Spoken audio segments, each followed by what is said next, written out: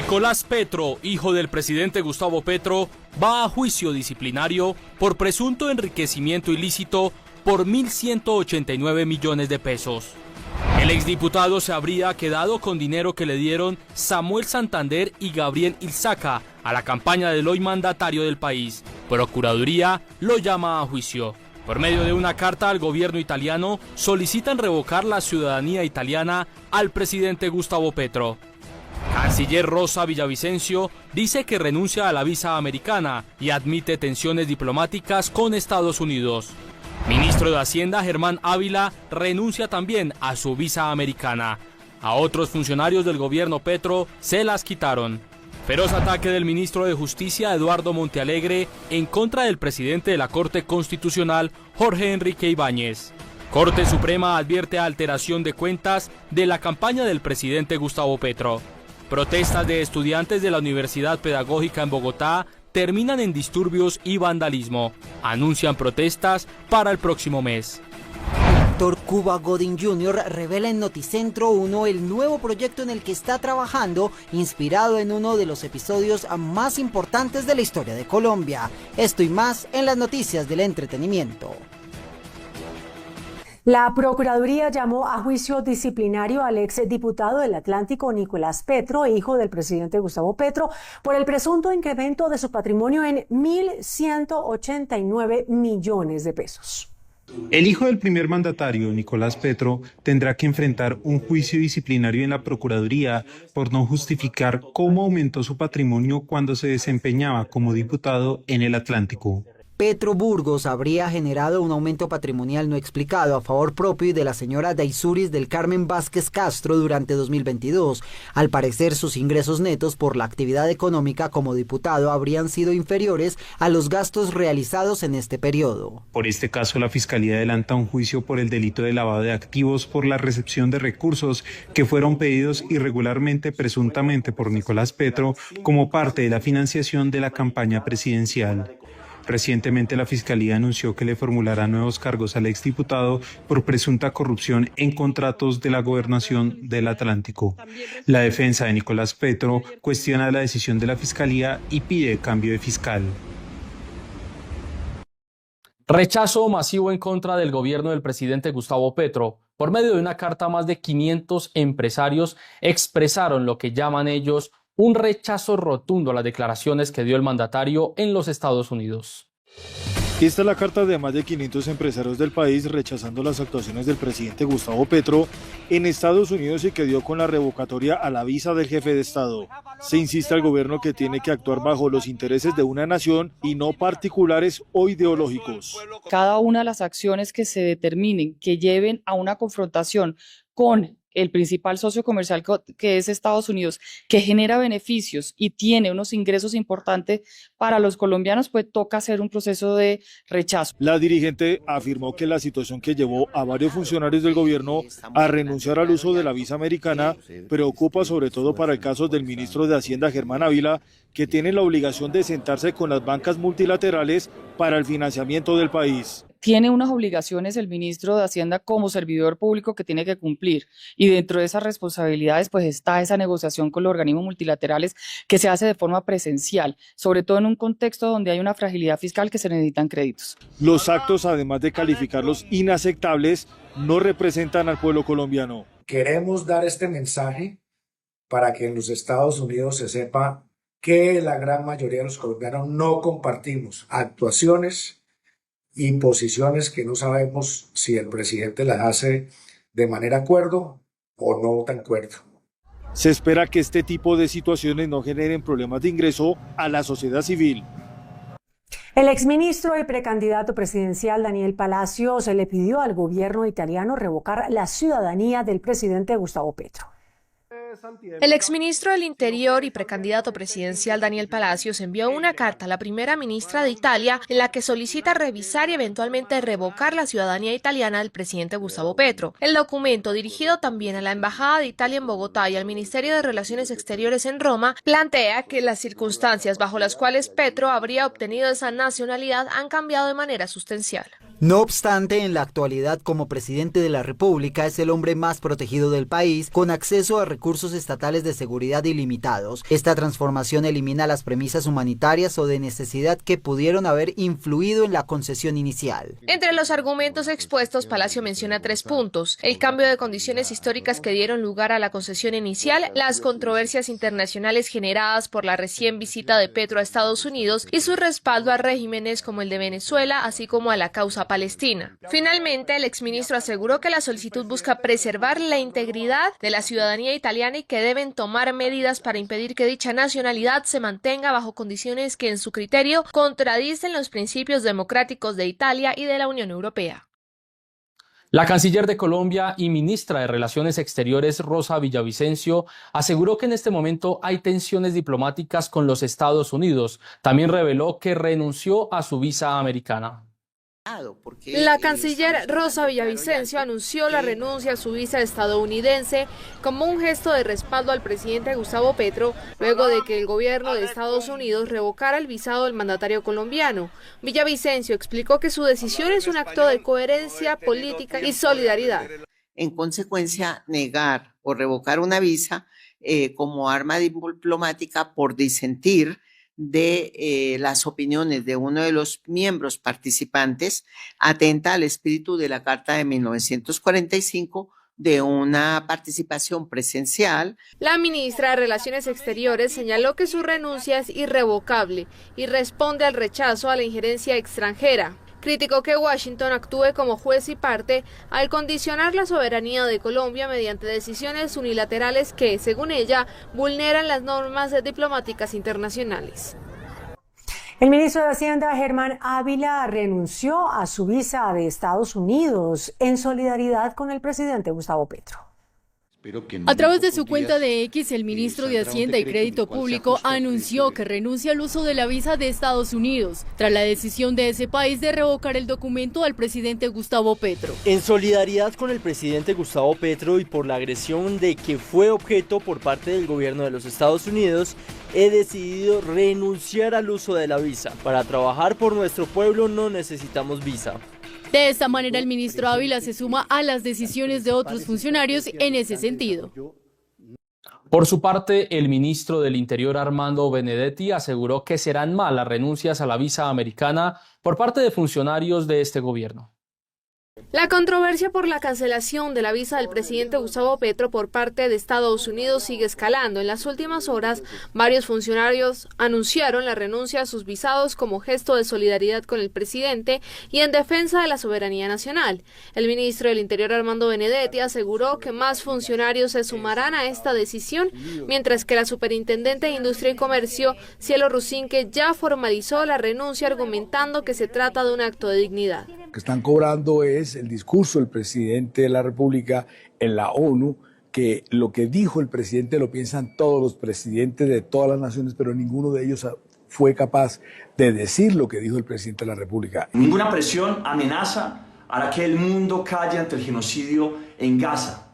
Tampoco lo haremos nosotros. Por dignidad y coherencia, yo mismo dejé vencer la visa de los Estados Unidos después de que Trump permitió el uso de sus armas para quemar vivos a más de 20.000 niños en Gaza. Por su parte, el ministro de Minas y Energía, Edwin Palma, reveló que Washington ya le retiró tanto la visa diplomática como la de turismo, medida que se conoció horas después de la decisión administrativa de Donald Trump de revocar el visado al presidente Petro, lo que ha generado un efecto en cadena dentro del gabinete colombiano. Mientras la situación diplomática con Estados Unidos continúa siendo tensa, hoy el encargado de negocios de ese país en Colombia se reunió en Medellín con el alcalde Federico Gutiérrez.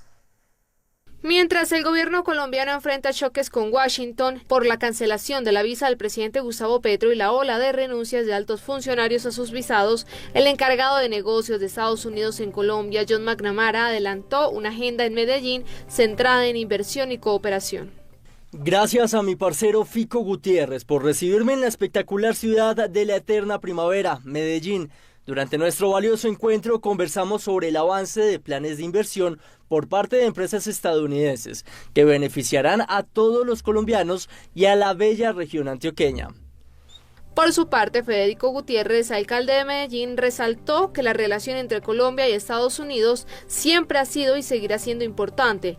Subrayó la cooperación en seguridad, la lucha contra la explotación sexual de menores y el impulso a la cultura y el empleo. En otras noticias, el ministro de Justicia, Eduardo Montealegre, arremetió en contra del magistrado Jorge Enrique Ibáñez, quien es el presidente de la Corte Constitucional. Aseguró que es el líder de la oposición. A través de un mensaje enviado vía WhatsApp, el ministro de Justicia, Eduardo Montealegre, criticó duramente al presidente de la Corte Constitucional, Jorge Ibáñez. Sugirió que debe renunciar. Si Ibáñez Nájar quiere convertirse en líder de la oposición sin ningún apoyo social, la salida es muy sencilla. Renuncia a su cargo de magistrado y hágase elegir popularmente. Lo que resulta contrario a la ética pública es que utilice su cargo de presidente de la Corte Constitucional para hacer politiquería. Ibáñez actualmente es el ponente de la demanda de la reforma pensional y el presidente Gustavo Petro y varios de sus ministros lo han señalado de buscar dilatar la entrada en funcionamiento de dicha reforma. Sin embargo, las demoras se habrían dado mientras se estudia de fondo si la reforma es constitucional o no, pues ya se ha detectado que tuvo errores de forma en su discusión. Como expresidente de este respetable Tribunal Constitucional no puedo guardar silencio ante el desbarrancadero institucional que quiere provocar Ibáñez con su desbordada y descarada participación en política. Además, Ibáñez ha participado en varios foros defendiendo la independencia judicial y exaltando los valores de la Constitución, hecho que habría desencadenado la dura reacción de Montealegre. Enrique Vargas Lleras, exmiembro de la Junta Directiva de la nueva EPS, informó a través de su cuenta de X que presentó denuncia penal contra el ministro de Salud por injuria y calumnia. Enrique Vargas Lleras, exmiembro de la Junta de la nueva EPS, presentó ante la Fiscalía una denuncia penal contra el ministro Guillermo Alfonso Jaramillo por injuria y calumnia tras señalarlo de corrupción en una entrevista radial. La denuncia se sustenta en declaraciones emitidas por el ministro Jaramillo el pasado 15 de septiembre en W Radio, en las que vinculó directamente a Vargas Lleras con supuestos actos de corrupción, manejos contractuales irregulares, apropiación indebida de recursos públicos. Las imputaciones son falsas. Además, Vargas Lleras solicitó una medida cautelar para impedir que Jaramillo abandone el país. Presenté demanda contra el Minsalud Guillermo Jaramillo y solicité medidas cautelares para que no pueda salir del país, evitando que ocurra lo mismo que con Carlos Ramón González. Según su defensa, las declaraciones del ministro dañaron su honra y distorsionaron su rol como directivo. Y desde la Corte Suprema de Justicia se hicieron fuertes señalamientos en contra del actual ministro de Salud, Guillermo Alfonso Jaramillo, por la financiación de la campaña presidencial del presidente de la República, Gustavo Petro. La Corte Suprema de Justicia concluyó que hubo irregularidades en la presentación de cuentas de la campaña de Gustavo Petro al pagar un contrato de vuelos que fue reportado como gastos de campaña, pero de senadores. El servicio de transporte aéreo contratado por la campaña del Senado verdaderamente fue utilizado para satisfacer un requerimiento y brindar un servicio a la campaña simultánea del entonces precandidato Gustavo Petro Urrego. La Corte va más allá e incluso señala que con el cambiazo en las cuentas se hizo incurrir en error al Consejo Nacional Electoral. Los informes individuales de ingresos y gastos de la campaña, incorporados al informe consolidado con información falsa respecto del gasto de transporte aéreo, constituyeron el medio fraudulento utilizado por los suscriptores del documento, con los que se habría inducido en error al Consejo Nacional Electoral. Aunque la Corte se inhibió de investigar a los congresistas a los que se les atribuyeron las transacciones aéreas, la Corte sí elevó duros señalamientos contra el actual ministro de Salud, Guillermo Alfonso Jaramillo. La celebración del contrato de transporte con la Sociedad Aérea de Ibagué SAS implicó unas negociaciones y su propia suscripción con la participación del gerente Guillermo Alfonso Jaramillo Martínez, autorizado por el Comité Directivo de la campaña en sesión del 5 de febrero de 2022. Será ahora la Fiscalía la que determine si abre un proceso al ministro Jaramillo y a Ricardo Roa, presidente de Ecopetrol, ambos encargados entonces de la campaña por la movida contable al parecer irregular. El Consejo de Estado falló a favor de la multinacional Keralty, una acción de tutela contra el presidente Gustavo Petro. El fallo protege el buen nombre y los derechos fundamentales de la organización. El grupo Keralty celebró la reciente decisión del Consejo de Estado que falló a su favor en una acción de tutela. Esta acción fue interpuesta por la empresa tras las declaraciones del presidente Gustavo Petro, las cuales, según Keralty, carecían de sustento y vulneraban el buen nombre de la compañía. El grupo Keralty afirmó que el fallo protege sus derechos fundamentales y reivindica su integridad. Desde hace más de 3 años, Keralty ha sido objeto de una inexplicable y persistente persecución por parte del actual gobierno. Con este fallo se confirma que nuestras acciones han estado siempre guiadas por el respeto a la ley. Al final del cambio, la verdad y la justicia se imponen frente a la desinformación y la injuria. La empresa también aseguró que la decisión ampara el compromiso de sus colaboradores pese a la supuesta campaña de desprestigio. Agradecemos el compromiso de nuestro equipo por sostener la reputación de Keralty, que hoy ha sido ratificada como ejemplar por la más alta autoridad en Colombia. Con el fallo, Keralty asegura que su foco seguirá siendo proteger y acompañar a sus usuarios a pesar de lo que han enfrentado como organización. 8 clínicas del departamento de Cesar anunciaron que no van a atender a más pacientes de la nueva EPS a partir del 1 de octubre ante una millonaria deuda de esta EPS. Debido al incumplimiento reiterado de pagos, 8 clínicas del departamento del Cesar anunciaron la suspensión de la prestación de todos sus servicios a los usuarios de la nueva EPS.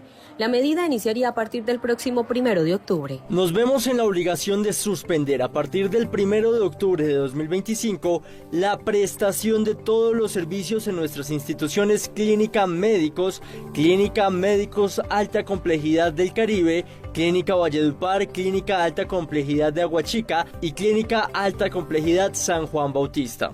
La decisión también fue tomada por el Instituto Cardiovascular del Cesar, la Clínica del Cesar en Valledupar y Ser Multisalud en Codazzi, y en total serían más de 400.000 afiliados entre los del régimen contributivo y subsidiado los que se quedarían sin la atención en salud. El gobierno departamental ya está tomando medidas. Estamos optimistas con respecto a una respuesta entre el día de hoy y el día de mañana que evite esta situación del cierre. Los servicios de atención de urgencia se mantendrán en esas instituciones mientras Nueva PS salde sus deudas para poder cancelar los servicios de especialistas, subespecialistas, médicos generales, enfermeras y otros equipos asistenciales de estas clínicas. La Contraloría de Bogotá destapó un millonario desfalco en FONCEP, el Fondo de Prestaciones Económicas, Cesantías y Pensiones de la ciudad. La Contraloría de Bogotá detectó graves irregularidades por 13.301 millones de pesos en el Fondo de Prestaciones Económicas, Cesantías y Pensiones, FONCEP. Hemos detectado hallazgos fiscales por cerca de 13.000 millones de pesos, correspondientes principalmente a la falta de gestión para el cobro y recobro de las cuotas partes pensionales de extrabajadores del distrito. La Contraloría también advirtió que estos recursos no se han recuperado de manera adecuada, lo que podría afectar la sostenibilidad del sistema pensional distrital. La inadecuada gestión del FONCEP en este recaudo significa sin duda que se deben usar recursos del distrito para responder por el pago de pensiones, razón por la cual abriremos proceso de responsabilidad fiscal para determinar quiénes son los responsables y recuperar efectivamente estos dineros. Además, el caso fue remitido a la Personería de Bogotá, que deberá investigar si hubo posibles faltas disciplinarias por omisión o incumplimiento de las funciones de los responsables de recaudar estos dineros.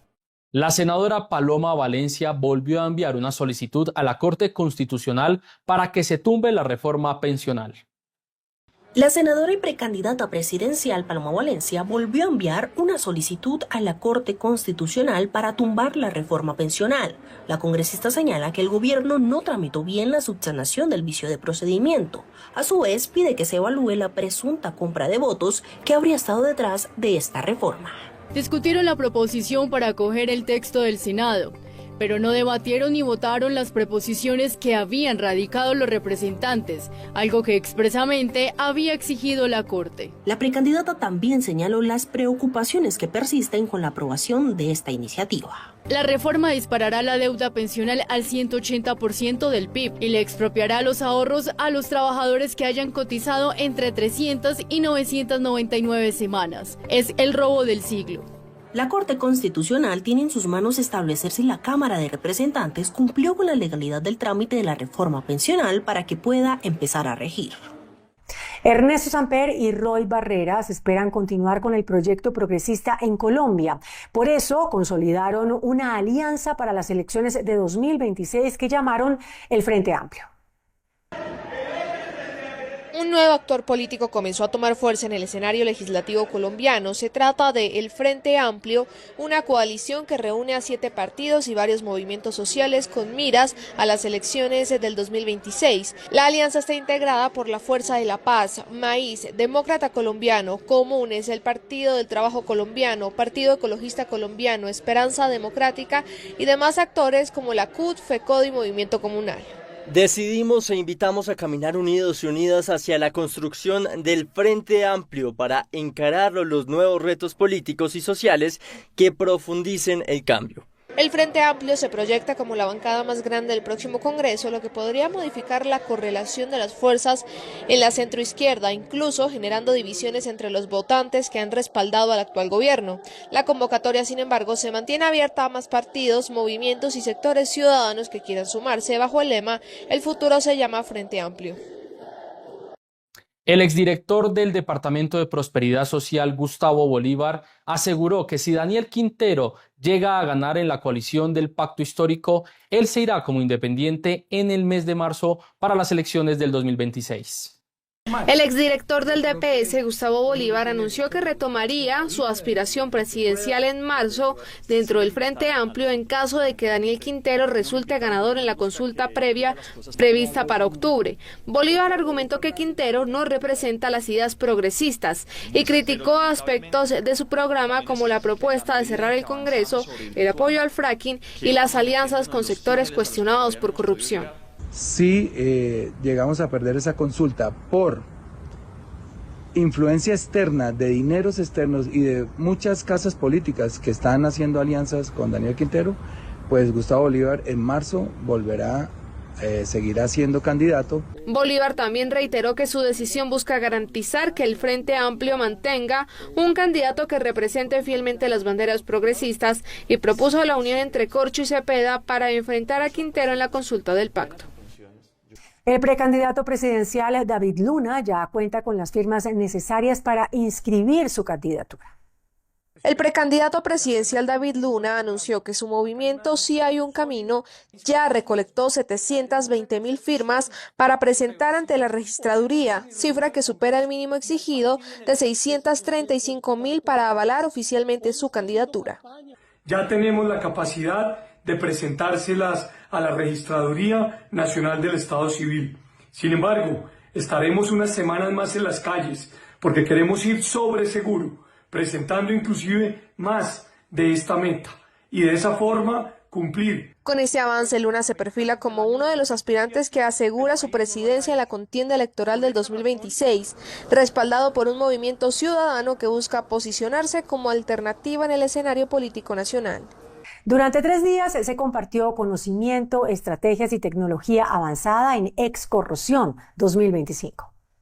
Durante 3 días, más de 400 asistentes de 10 países participaron en conferencias, ponencias técnicas y una muestra comercial que reunió a 25 empresas del sector. El Congreso Excorrosión 2025 contó con 9 conferencistas internacionales y 20 ponencias seleccionadas entre más de 50 propuestas. El evento estuvo organizado por la Asociación Colombiana de Ingenieros de Corrosión, la Asociación para la Protección y el Rendimiento de los Materiales y la Corporación para la Investigación de la Corrosión, además del apoyo de empresas del sector. Judith Chauville, directora ejecutiva de ASICOR, explicó la importancia de que las industrias estén alineadas para los desafíos que enfrentan ante los procesos de corrosión en las diferentes industrias. Lo que tratamos o de lo que se trata aquí es de actualizar a las personas en cuanto a la tecnología, en hacer que las personas se conozcan entre sí, mirar cuáles son los nuevos inventos, innovaciones que hay ahora con el manejo de la inteligencia artificial, el data análisis, el machine learning, todo esto involucrado con el tema de la corrosión y en los diferentes sectores industriales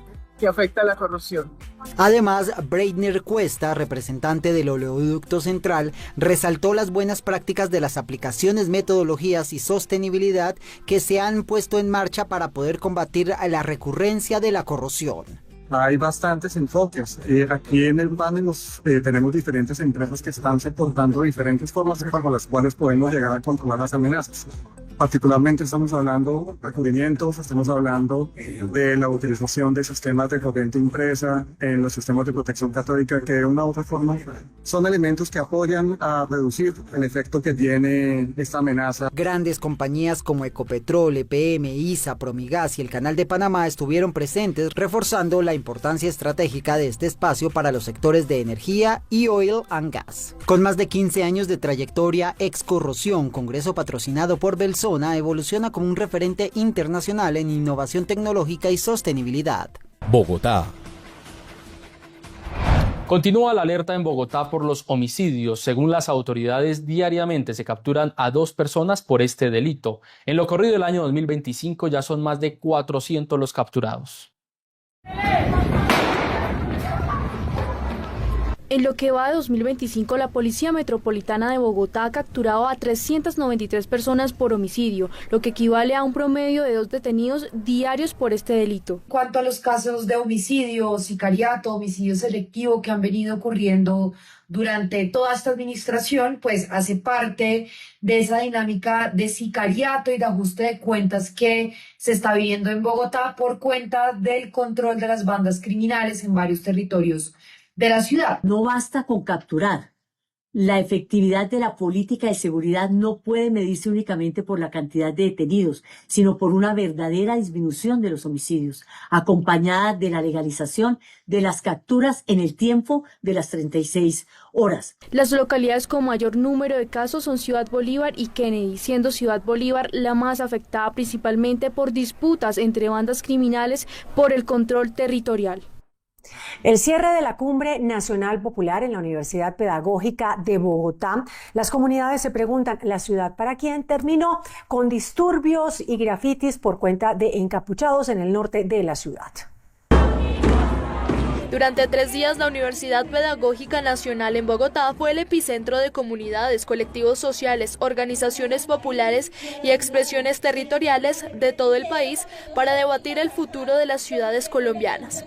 La Cumbre Nacional Popular, ¿la ciudad para quién? Más de 1.500 personas de las diferentes regiones del país, de las diferentes ciudades del país, fueron aproximadamente 15 a 12 ciudades que tuvieron la oportunidad de llegar a este espacio a converger agendas de luchas comunes. Buscamos seguir conformando núcleos de poder popular, de construcción de territorialidad urbana, y en esa medida creceremos como Cumbre Nacional Popular a partir de la liberación de la tierra urbana, de la ocupación de la misma y la autoconstrucción, porque esa tierra es para el pueblo y así es como vamos a crecer con las demandas por el desmonte del paramilitarismo, y en esa medida vamos a seguir articulándonos. Como cierre, los voceros de esta cumbre anunciaron una gran movilización que tendrá lugar en octubre.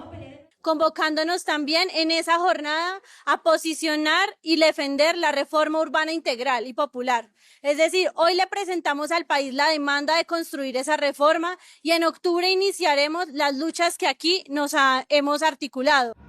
El evento concluyó este lunes con una manifestación que derivó en actos vandálicos en las cercanías de la universidad.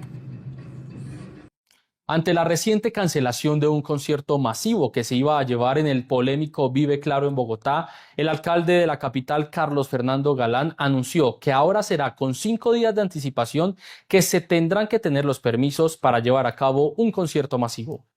La cancelación del concierto de Kendrick Lamar, programado para el 27 de septiembre en Vive Claro, la administración de este escenario emitió un comunicado en el que descartó problemas estructurales. El concierto no pudo llevarse a cabo por asunto estrictamente documental que impidió a Lidiger culminar su proceso de aprobación dentro de los plazos establecidos, teniendo en cuenta que los tiempos previstos en la reglamentación para este tipo de eventos resultan particularmente reducidos. El alcalde Carlos Fernando Galán no dejó pasar el hecho y responsabilizó a los organizadores por la falta de documentación, anunciando nuevas reglas. Los eventos tengan que estar con permiso definido, sí o no, 5 días antes de su realización.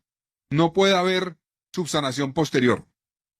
Si faltando 5 días para el evento no se ha aprobado todo, no se va a permitir que se haga el evento. Ellos pidieron información sobre diferentes elementos técnicos del escenario que no fue entregada al IDIGER a tiempo para poder hacer la valoración. No hay ninguna campaña de desprestigio contra el escenario Vive Claro. Llevamos más de 20 meses advirtiendo las irregularidades de este escenario. Le exigimos a la administración de Carlos Fernando Galán que haga efectiva la priorización de la querella que cursa en la Inspección de Policía de Teusaquillo 13C, que en su informe advierte un sellamiento preventivo del escenario. La suspensión de este show vuelve a poner bajo la lupa la organización de eventos de gran formato en Bogotá y plantea dudas sobre la preparación de la ciudad para eventos tan masivos. Las encuestas de expectativa del mercado financiero no esperan una mayor variación de las tasas de interés por parte del Banco de la República. Mañana habrá una reunión clave. Se espera que esa tasa se ubique en el 9,25%. De acuerdo con la encuesta de opinión financiera de Fedesarrollo y las expectativas de los agentes del mercado en sus informes independientes, se espera que el Banco de la República mantendrá inalteradas sus tasas de interés en 9,25%. La razón, los pronósticos de inflación hacia el cierre del año se mantienen al alza. Atendiendo a unas expectativas de inflación y a una inflación que todavía se mantienen altas y a una situación fiscal bastante compleja. Estos componentes seguramente harán que el Banco Central mantenga su tasa de interés estable en las próximas reuniones, incluso dejándola en ese mismo nivel hasta mediados del 2026. La inflación anual en septiembre se pronostica en 5,11%, presentando un leve crecimiento frente al observado en agosto del 5,10%. Las decisiones en materia de política monetaria, pues que están atadas en buena medida a la inflación, pues llevan a considerar, y los analistas así lo indican, que este año en las reuniones que quedan, es decir, la de este martes, más la reunión de octubre y diciembre, se van a mantener las tasas de interés. También las cifras de crecimiento suman a la decisión. Uno baja tasas de interés cuando ve que la economía tiene poca demanda o tiene problemas de crecimiento. Ese no es el caso. Y por el contrario, por el lado de la inflación, lo que estamos viendo es que las expectativas van para arriba y no hay confianza en que se cumpla la meta de inflación ni en este año ni en el próximo. Se espera una inflación por encima del 5% hacia el cierre del año. El presidente de la Vivienda, Javier Suárez, sostuvo que hay otras herramientas para reducir el déficit fiscal y evitar que el país afronte una nueva reforma tributaria. Durante el lanzamiento del libro 2026, La economía que elegimos de Davivienda, el presidente de la entidad, Javier Suárez, sostiene que la economía colombiana viene mostrando buenas señales de recuperación. Sin embargo, la situación fiscal genera una alta preocupación y se llama a reducir el gasto público. Se vuelve muy importante avanzar en un manejo disciplinado del gasto público. Creemos que el gasto público es una de las variables fundamentales para mejorar la situación de déficit fiscal y en la medida en que se avance en esa dirección vamos a generar confianza. El dirigente afirmó que esta es una de las herramientas para mejorar las condiciones fiscales sin tener que recurrir a una reforma tributaria. Creo que hay varios mecanismos, entre ellos el ajuste en el gasto, hay diferentes mecanismos mediante los cuales se pueda trabajar en una conciencia sobre el tema fiscal. Finalmente resaltó la reactivación del crédito y del consumo de los hogares.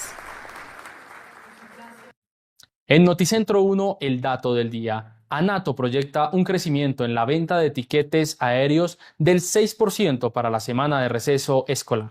La Asociación Nacional de Agencias de Viaje y Turismo proyecta un crecimiento del 6% de las ventas del sector para la semana de receso. De acuerdo con el informe, se espera un movimiento aproximado de 777.000 viajeros en los flujos de ingreso y salida del país durante este periodo, comprendido entre el 4 y el 12 de octubre. Los principales puntos de control migratorio son los aeropuertos de Bogotá, Medellín y Cartagena. Los países hacia donde más viajarán los colombianos durante la temporada serían Estados Unidos, España, México, Panamá, República Dominicana y Ecuador. En Noticentro 1, estos son los indicadores. La tasa representativa del mercado que regirá para mañana martes será de 3.901 pesos con 29 centavos. Los profesionales del cambio compran la divisa en promedio entre 1.880 pesos y la venden entre 1.920 pesos. Un euro cuesta 4.552 pesos con 60 centavos. La libra de café en Nueva York se cotizó a $3 con 72 centavos. El precio interno se cotizó a 2.878.000 pesos la carga. El barril de petróleo WTI se cotizó en $63 con 45 centavos. La referencia Brent para Colombia se cotizó en $66 con 77 centavos. El índice de capitalización de la Bolsa de Valores de Colombia subió 0,61% a 1.874 puntos. These gloves are too small. El ganador del Oscar, Cuba Gooding Jr., regresó a Colombia en esta oportunidad para ser jurado de la edición 11 del Festival Smart Films, que premia a las mejores historias audiovisuales grabadas con un celular. Para el artista de 57 años ha sido una oportunidad de reencontrarse con el lado más humano y realista de la profesión del cineasta. And it's the whole definition of diversity, right? To find out different things that you never knew about and have them come together and create something beautiful, artistic and magic. And I think these new voices coming up are capturing that. I think a lot of these people that I spoke to and I watched their film and how they interact with each other, and it's, you know, they're doing it with very little money because they're using their smartphones, but yet everybody takes it. Para el estadounidense, Colombia es potencia en materia de cinematografía, sobre todo si se tiene en cuenta que las nuevas generaciones están preparadas para todos los roles de una filmación. Everybody's a director on the set, not just one director. It's like you have somebody doing the costumes and yet she's moving the sets and she's also maybe acting in the scene. Everybody wants that story to be told the right way and it's beautiful to watch. De igual forma, no desaprovecha su visita para darle un consejo a quienes como él han consolidado una carrera alrededor del cine. Tell your story the way you want it to be told. Focus on whatever makes you unique and show me.